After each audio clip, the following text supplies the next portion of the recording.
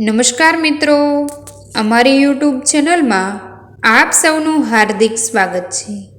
આજે આપણે વાત કરીશું બ્રાહ્મણ અને બ્રાહ્મણી સાથે બનેલી ઘટના વિશે। એક ગામમાં એક બ્રાહ્મણ રહેતો હતો। તે તેની પત્નીને ખૂબ જ પ્રેમ કરતો હતો। તેની પત્ની રોજ ઘરવાળા સાથે ઝઘડા કર્યા કરતી હતી। બ્રાહ્મણથી તેનો કંકાસ સહન થતો નહીં, પણ સ્નેહવશ તે તેને કશું કહી શકે એમ હતો નહીં। તેથી તે બ્રાહ્મણીને લઈ ઘર છોડી પરદેશ ચાલ્યો ગયો। રસ્તામાં ઘોર જંગલ આવ્યું। બ્રાહ્મણીએ કહ્યું, નાથ, તરસથી મારું ગળું સૂકાય છે। ગમે ત્યાંથી મને પાણી લાવી આપો। પત્નીની વાત સાંભળી તે બ્રાહ્મણ પાણી લેવા ચાલ્યો ગયો। પાણી લઈ તે પાછો આવ્યો ત્યારે તેણે જોયું કે તેની પત્ની મૃત્યુ પામી હતી। પછી તો તે જોરજોરથી રડવા લાગ્યો। તે રડતો હતો ત્યારે તેણે આકાશવાણી થતી સાંભળી, હે બ્રાહ્મણ, રડવાથી શું વળશે?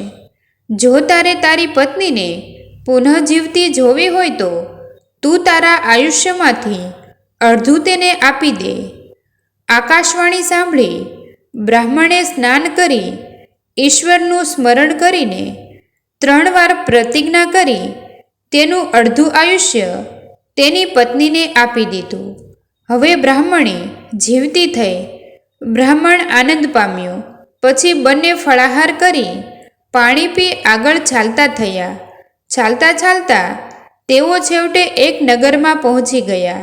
ત્યાં એક ફૂલવાડીમાં આશરો લઈને બ્રાહ્મણે તેની પત્નીને કહ્યું, પ્રિય, જ્યાં સુધી ભોજન લઈ પાછો ના આવું ત્યાં સુધી તું અહીં જ બેસી રહેજે। આમ કહીને બ્રાહ્મણ ભોજન લેવા નગરમાં ચાલ્યો ગયો। આ ફૂલવાડીમાં એક અપંગ કૂવા ઉપરના રેડ સાથે રમત કરતો કરતો મનોહર ગીત ગણગણી રહ્યો હતો। તેનું ગીત સાંભળી બ્રાહ્મણી કામુક થઈ ગઈ। તેણે પેલા અપંગને કહ્યું, તું મારી સાથે કામ ક્રીડા નહીં કરાતો, તને સ્ત્રી હત્યાનું પાપ લાગશે। અપંગ માણસે કહ્યું, મારા જેવા પાંગળા સાથે રતિ ક્રીડા કરીને તને શું મળશે? બ્રાહ્મણીએ કહ્યું, એ જણાવવાથી શો લાભ? હું તો તારી સાથે કામ સુખ ભોગવીશ જ। છેવટે પાંગળાએ બ્રાહ્મણી સાથેએ કામ સુખ માણ્યું। કામ વાસના સંતોષાયા પછી બ્રાહ્મણીએ કહ્યું, આજથી હું તને સદાને માટે મારું હૃદય સોંપું છું। તું પણ હવે અમારી સાથે ચાલ। પાંગળાએ કહ્યું, ઠીક છે। બ્રાહ્મણ ભોજન લઈ નગરમાંથી પાછો ફર્યો અને બ્રાહ્મણીની સાથે ભોજન કરવા બેઠો। બ્રાહ્મણીએ કહ્યું, આ અપંગ ભૂખ્યો છે, તેને પણ કંઈક ખાવાનું આપો। બ્રાહ્મણે અપંગને થોડું ખાવાનું આપ્યું। પછી બ્રાહ્મણીએ કહ્યું, સ્વામી, તમે એકલા જ છો, તમે બહારગામ ચાલ્યા જાઓ છો ત્યારે હું એકલી પડી જાઉં છું। મારી સાથે વાતચીત કરનારું કોઈ હોતું નથી। તેથી આ અપંગને સાથે લઈ લઈએ તો સારું। બ્રાહ્મણે કહ્યું, વહાલી, આ અપંગનો ભાર મારાથી શી રીતે વેઢાશે? બ્રાહ્મણીએ કહ્યું, એક પેટીમાં આને બેસાડી હું ઉંચકી લઈશ। બ્રાહ્મણે તેની પત્નીની વાત સ્વીકારી લીધી। પછી બ્રાહ્મણી અપંગને પેટીમાં બેસાડી ચાલવા લાગી। બીજે દિવસે તેઓ એક કૂવા પાસે થાક ખાવા બેઠા। અપંગને મોહી પડેલી બ્રાહ્મણીએ આ વખતે તેના પતિને કૂવામાં ધકેલી દીધો અને અપંગને લઈ કોઈક નગર તરફ ચાલતી થઈ। નગરના પ્રવેશદ્વાર પર નગરના અધિકારીઓએ તેને જોઈ। તેમના મનમાં શંકા ગઈ।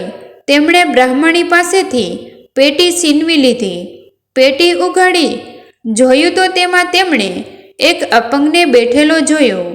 બ્રાહ્મણી રડતી કૂટતી રાજા પાસે ગઈ।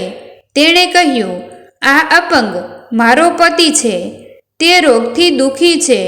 ઘરના લોકોએ તેને ખૂબ દુઃખી કર્યો હતો.